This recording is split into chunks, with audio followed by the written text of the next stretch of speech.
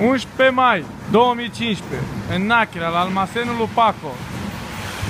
Grupul care lucrează la sortat, la împachetat, la cusut și la încărcat în camion. Ciocoi, Nicu, Tete,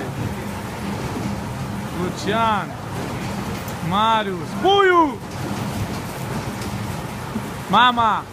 Mama Rodica, vă place Spania?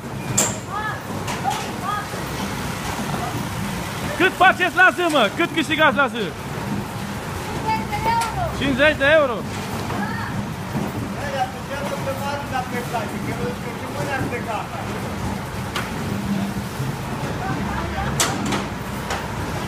Hai, Nicule, coasă să te vedem cu coșul în sac.